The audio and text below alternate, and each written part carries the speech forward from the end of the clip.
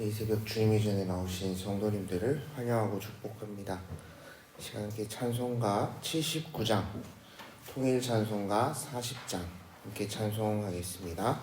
찬송가 79장, 통일 찬송가 40장입니다.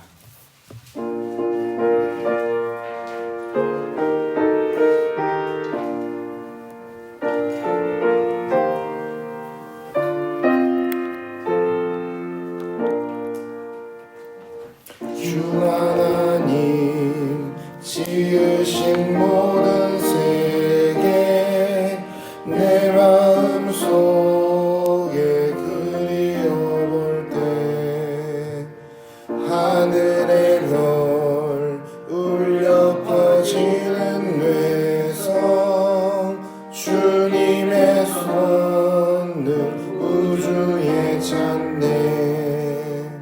주님의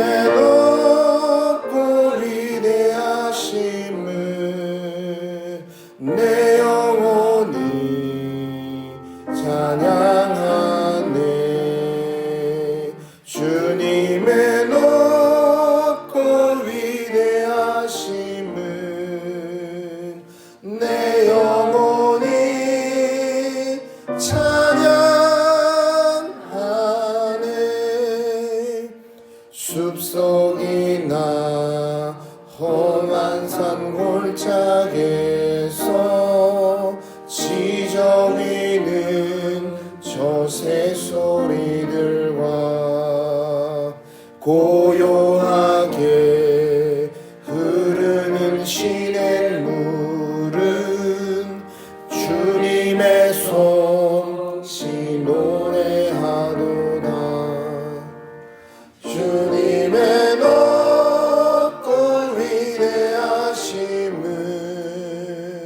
내 영혼이 찬양하네. 주님의 높고 위대하심을 내 영혼이 찬양하네.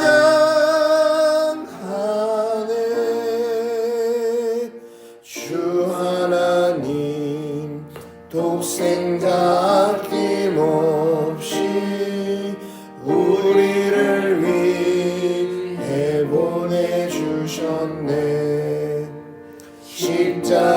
십자가에 피 흘려 죽으신 주 내 모든 죄를 대속하셨네. 주님의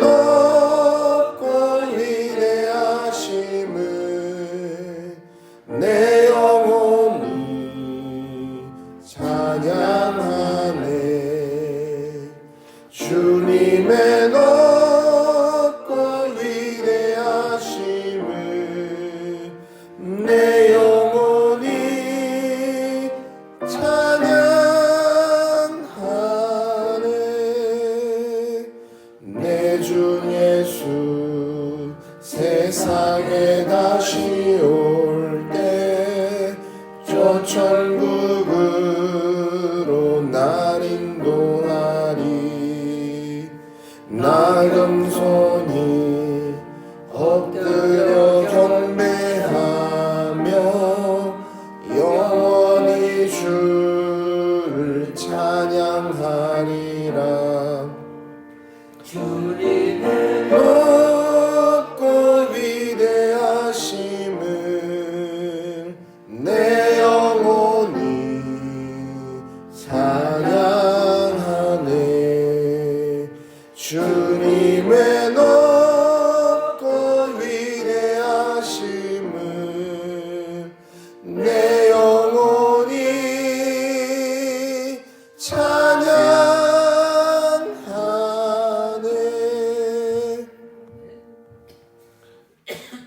이어서 찬송가 300장, 통일 찬송가 406장입니다. 찬송가 300장, 통일 찬송가 406장 함께 찬양하겠습니다.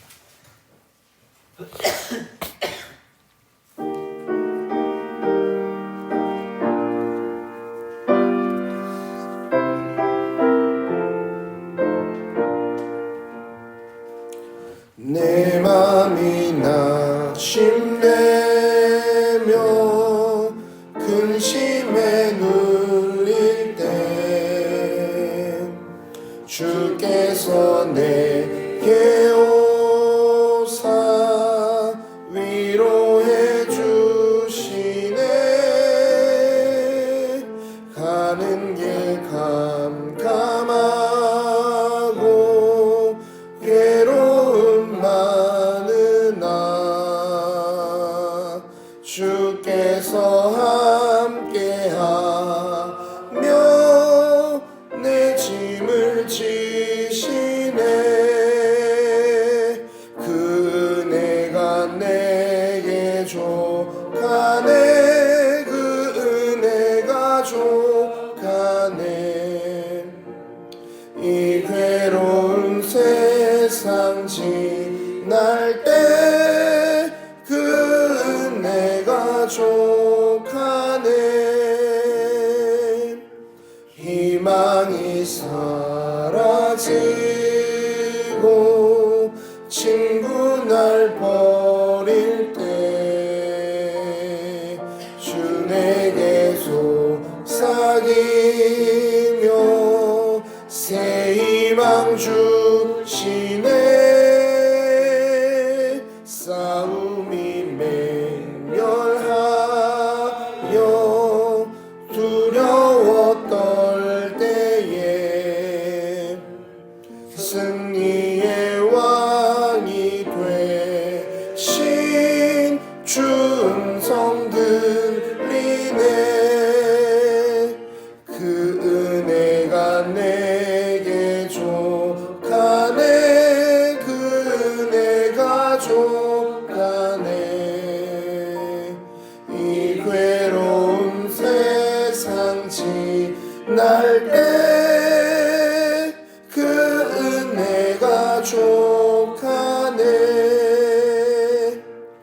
번민이 가득 차고 눈물이 흐를 때 주 나의 곁에 오사 위로해 주시네.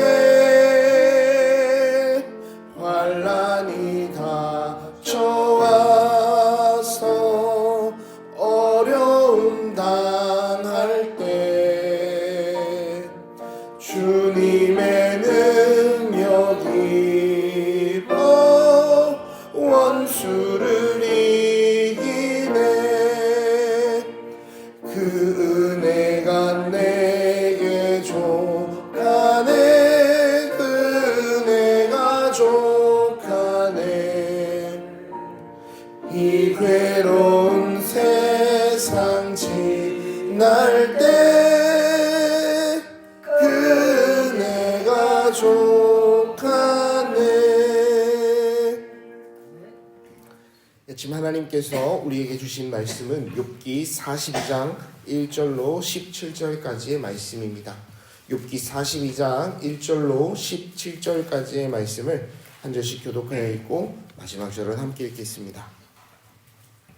욥이 여호와께 대답하여 이르되 주께서는 못하실 일이 없사오며 못 이루실 것이 없는 줄 무지한 말로 이치를 가리는 자가 누구니까. 나는 깨닫지도 못한 일을 말하였고 스스로 알 수도 없고 헤아리기도 어려운 일을 말하였나이다.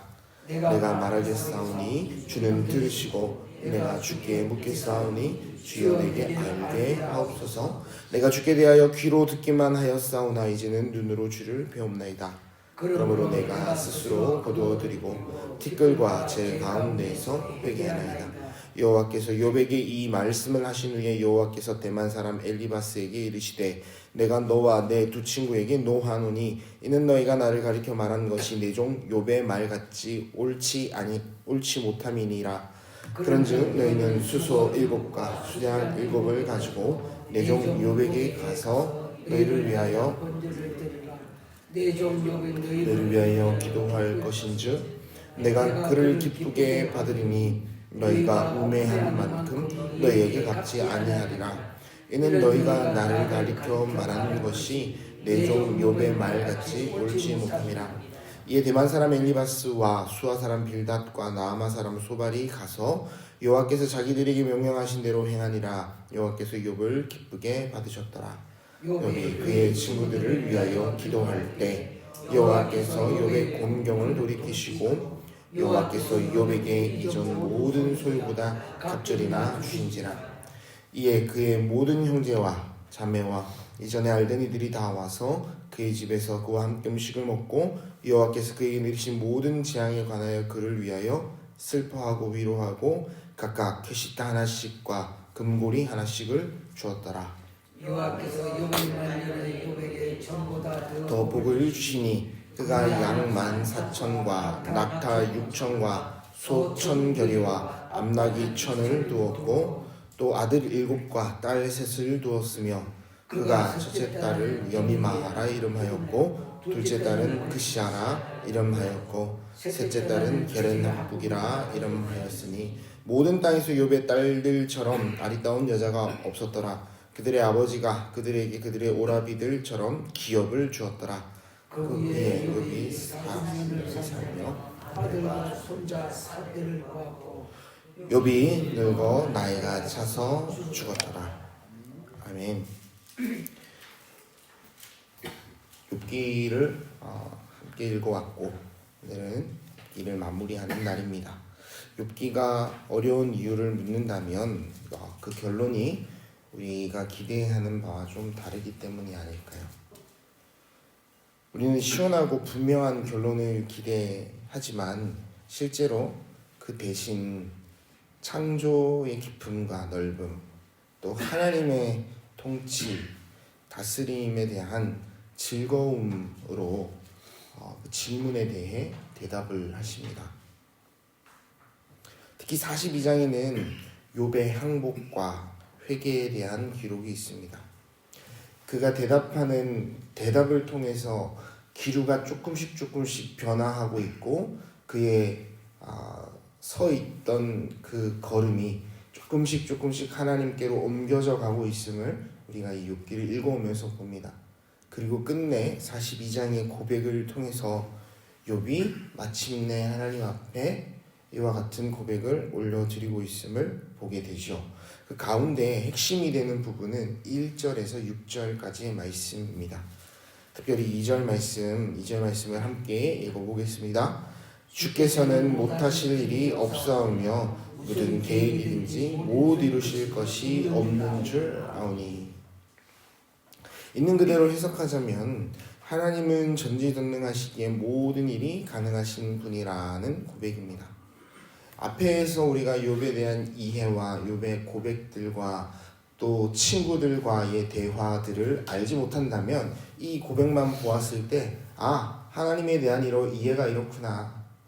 그렇지. 그러나 우리가 이 욥의 상황과 환경 그리고 처한 고난들을 알고 지금 이 말씀을 보면 이 고백이 얼마나 크고 놀라운지를 알게 됩니다.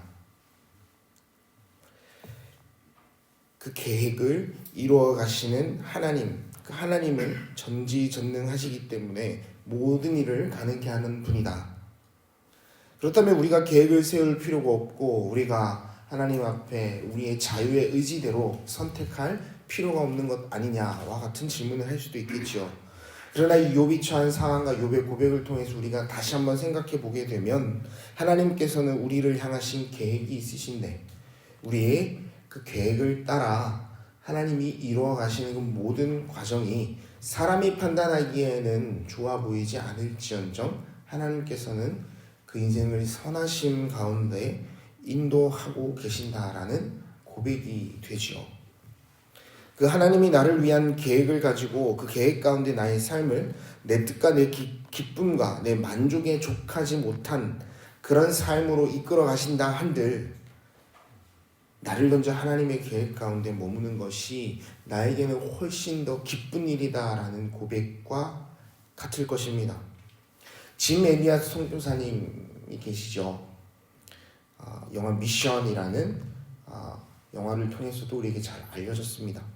그분은 젊은 나이에 에콰도르 아우카족에게 복음을 전하러 갔다가 그들의 손에 순교한 미국 선교사님입니다. 많은 사람이 그 죽음을 안타깝게 여겼지만 그의 아내 엘리자베스 엘리엇과 또 함께했던 팀원들은 계속해서 그 부족에게 복음을 전하기로 결단합니다. 원수 같은 그들을 향하여 끊임없이 복음을 선포하였고 결국 아우카 부족은 주를 믿게 되지요. 하나님을 만나게 됩니다. 짐 엘리엇이 남긴 유명한 말이 있습니다. 영원한 것을 얻기 위해 영원하지 않은 것을 버리는 자는 어리석은 자가 아니다. 그는 자신이 이해할 수 없는 하나님의 계획 안에 자신을 던집니다. 그 결과 그의 생명은 이 땅에서 짧았지만 그가 뿌린 하나님 나라의 복음의 씨앗은 너무나 큰 열매를 이루게 됩니다. 우리가 그의 인생을 바라보건대 참 복되고 값진 인생이었다 평가할 수 있겠습니까? 그렇다면 우리도 그와 같은 인생을 살아가라라고 하나님 명령하실 때 우리의 인생을 그렇게 던질 수 있겠습니까? 우리에게는 아무런 이유 없이 찾아오는 고난과 어려움일지라도 하나님의 계획 아래 있다면, 아니 다시 말하여 우리가 어떤 상황과 환경 가운데 있을 때에 그것을 우리에게 허락하시는 분이 하나님이 아니시라 그 환경과 상황 가운데 우리를 함께 일으켜 세우시는 분이 되려 하나님이시라면 우리의 생각은 조금 달라지지 않겠습니까? 그러나 이와 같은 하나님에 대한 이해가 욥에게 명확하게 선포되어지지 않는다는 점이 이 욥기가 어려운 점이죠. 계속해서 5절과 6절의 말씀을 한번 읽어보겠습니다. 내가 주께 대하여 귀로 듣기만 하였사오나 이제는 눈으로 주를 배운다이다. 그러므로 내가 스스로 거두어드리고 티끌과 제 가운데서 회개하나이다. 욥기 전체를 끌고 가는 욥의 비명과 불평, 하나님 저를 외면하시니, 하나님 저에게 답을 주지 않으시니 제가 얼마나 억울한지 모릅니다. 그러나 이제 욥은 해답을 얻은 것처럼 보이죠. 새 친구들이 욥이 겪는 그 고난과 고통, 하나님에게 외면당하는 이유가 욥이 하나님을 외면하였고 하나님께 범죄하였기 때문이라 지적하는데 욥은 그것을 한사코 부정해 왔습니다. 어쩌면 교만스럽게 보일지 모르는 그의 대답 가운데에도 그는 부정하였습니다. 그러나 이 욥기를 읽는 우리는 그가 억울하다는 것을 알고 있습니다. 왜냐하면 하나님이 그를 의롭다 칭하셨기 때문이죠. 다만 왜 하나님이 그의 삶에, 아니 우리들의 삶에 이와 같은 고통을 주시는가? 그것이 이 욥기의 핵심 아니겠습니까? 하나님의 임재와 부재 사이의 혼란, 그 혼란스러움이 이 욥기를 끌어가는 주제입니다. 욥이 어려움을 당한 것, 하나님이 외면한 탓인가? 욥에게는 하자가 없는데 왜 하나님은 욥에게 부재하신 하나님으로 나타났는가? 실제로 하나님의 임재가 단 한 차례도 끊어진 적이 없는데 이제 와서 욥은 그와 같이 고백을 합니다. 한 번도 끊어진 적이 없습니다. 하나님 저와 함께 하셨습니다. 어제 금요 예배에 담임 목사님이 엘리야 이야기를 하셨습니다. 그 겨우 주님 주신 음식을 먹고 40주 40야를 걸어가 하나님의 산 호렙에 이르죠. 하나님께서 그에게 이처럼 물으십니다. 내가 어찌하여 여기 있느냐? 그 질문의 의미가 무엇이겠습니까? 내가 진짜 있어야 할 자리에 있지 않고 왜 네가 여기에 있느냐라고 묻는 것입니다.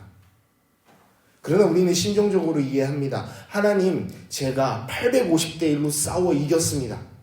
제가 그 자리에 서 있었고 그들을 이겼습니다. 그렇다면 이제 역전을 보여주셔야 되지 않습니까? 그 손바닥만한 구름을 보고 제가 비를 선포하였습니다. 하나님, 이제는 변화되어야 합니다. 그러나 이세벨은 오히려 그를 반드시 죽이리라 더 기고만장하여 그의 목을 조여오는 것 같습니다.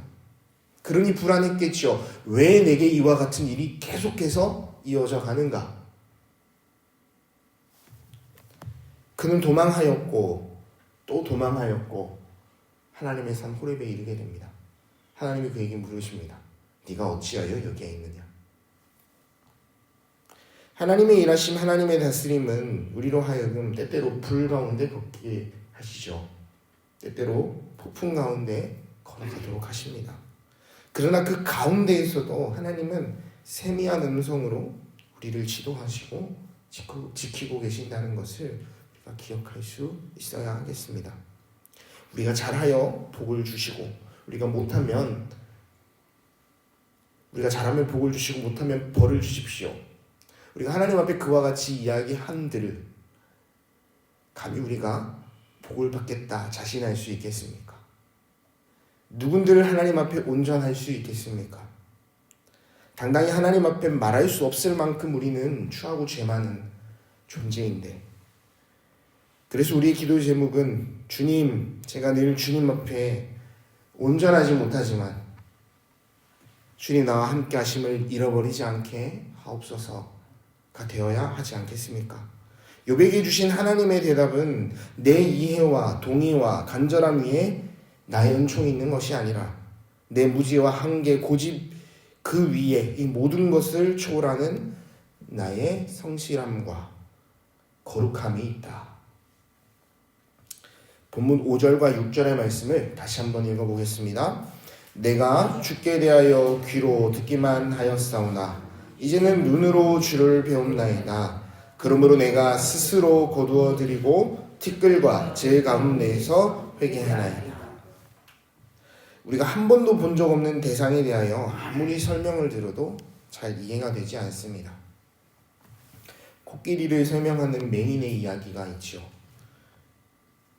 여기를 더듬으면 이와 같은 모습일 것이고 저기를 더듬으면 그와 같은 모습일 것입니다. 우리는 각자의 입을 통해서 하나님에 대한 이해를 하기 마련입니다. 그렇다고 우리가 경험한 하나님이 저분이 경험한 하나님과 다른 분은 아니죠. 어제 중보의 기도를 이어가면서 인도하신 목사님이 이와 같은 말씀도 하셨습니다. 지금 이 자리에서 우리의 기도를 들으신 하나님이 지금 이 기도의 제목을 내고 고통과 절망 가운데 신음하고 있는 그 지체 곁에 계신 하나님이시다. 우리가 기도할 때 그분이 일하기 시작하실 것이다. 그렇습니다. 우리를 그와 같은 하나님에 대한 이해로 이끌어 가시기 위해서 교회로 부르신 것이 아닐까 생각해 봅니다. 각자의 입을 통해서 내 삶을 인도하여 내시고 이끌어 가시는 하나님에 대한 고백을 서로 나누는 공동체. 그것이 교회가 아니겠습니까? 서로 교제하라는 뜻은 하나님에 대한 이해를 나누라는 의미가 아니겠습니까? 누군들 온전하게 이해하지 못하는 그분에 대하여 내 삶으로 세미하게 말씀하시는 그 하나님의 음성에 귀를 기울이고 우리가 그 음성을 듣고 하나님 앞에서 이 욥과 같은 고백을 토해낼 때 그런 고백이 우리 교회 가운데 넉넉하게 풍성하게 터져 나올 때라야 하나님께서 우리에게 보이시는 비전들 그리고 우리 교회에 맡기신 모든 사역들 하나님 앞에서 더욱 기쁨이 될 줄을 믿음으로 고백하셨으면 좋겠습니다. 그렇게 우리는 더더욱 우리의 태도와 우리의 입술을 점검해야 할 것이며 그렇게 우리는 더더욱 하나님에 대하여 세미한 음성으로 우리를 지도하시는 그 하나님에 대하여 귀를 기울여야 합니다. 왜냐하면 이것이 하나님이 우리를 다스리시는 방법이기 때문입니다. 열린 하늘, 하나님 우리를 참 좋아하시고 우리 가까이에 계신다는 의미. 하나님의 다스림은 그분이 지금 우리 가까이에 계신다는 인식으로부터 시작합니다. 내 행위가 하나님 앞에 들켜 내가 벌을 받기에 두려워서가 아니라 나를 좋아하시는 그 하나님이 나와 함께 하시기에 내가 불 가운데 있을지라도 폭풍 가운데 있을지라도 꼿꼿이 서 있을 수 있습니다. 하나님 나와 함께 계시니 내가 악은 모습이라도 담지 않기를 원합니다. 그와 같은 고백이 우리의 입술에 머문다면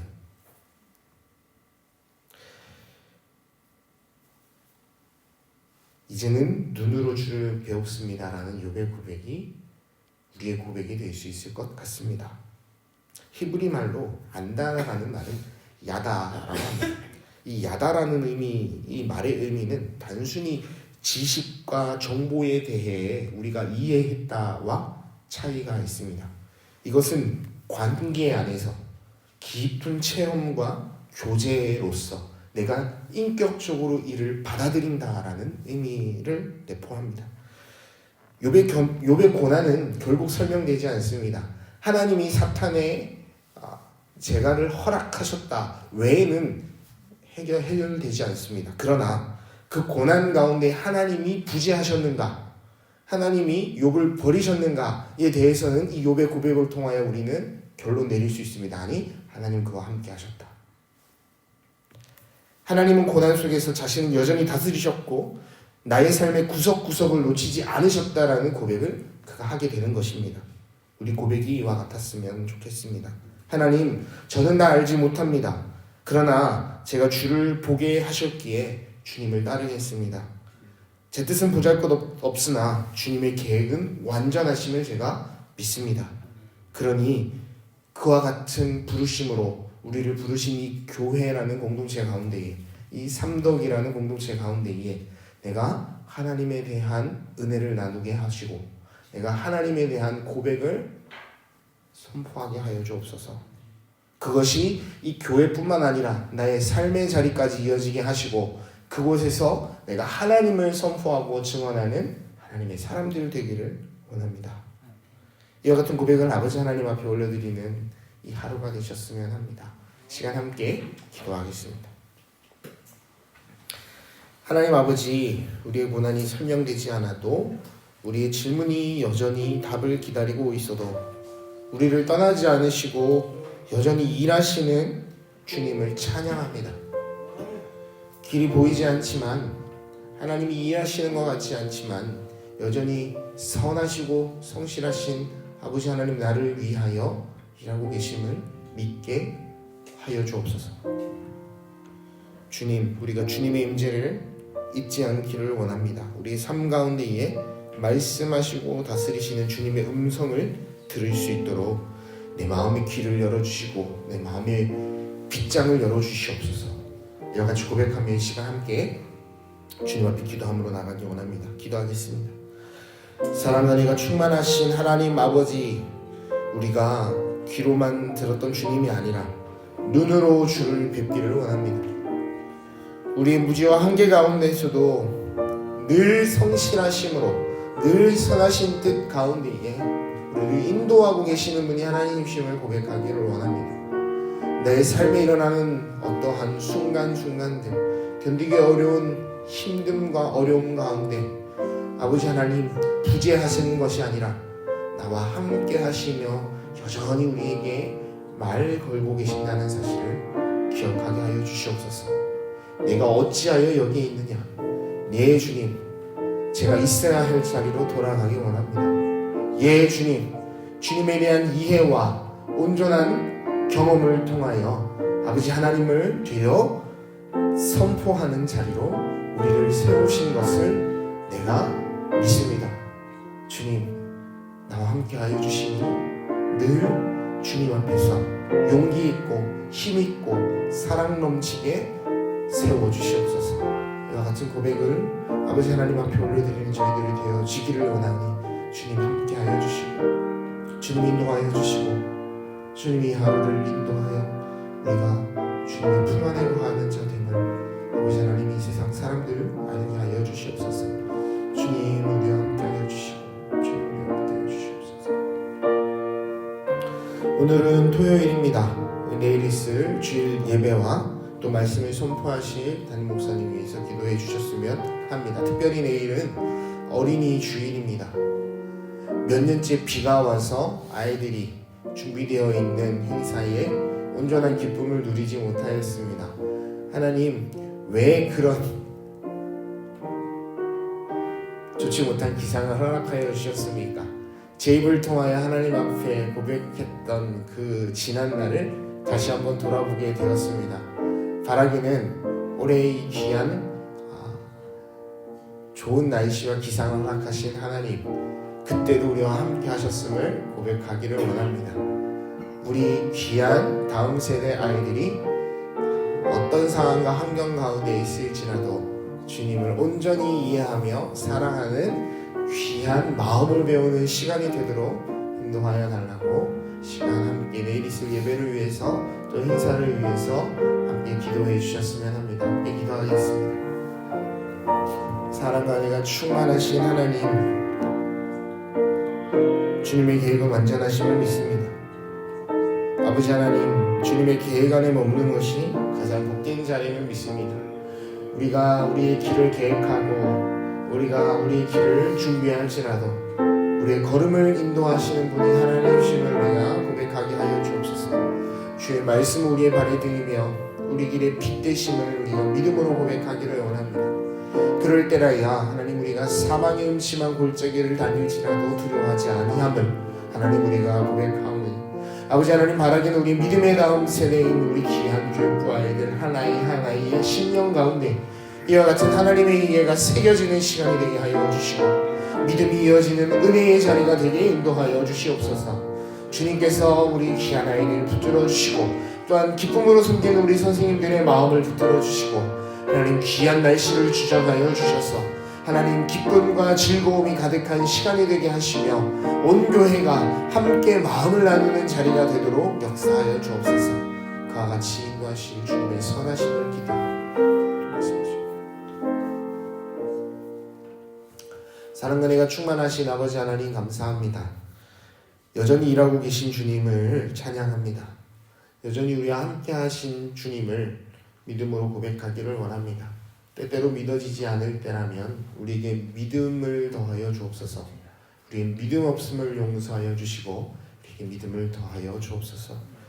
그와 같이 믿음으로 주님, 이제는 귀로만 들은 것이 아니라 제가 눈으로 주님을 뵙습니다 고백하는 귀한 날 되어지기를 원하오니 우리와 함께하여 주옵소서. 감사드리며 예수님의 이름으로 기도드립니다. 아멘.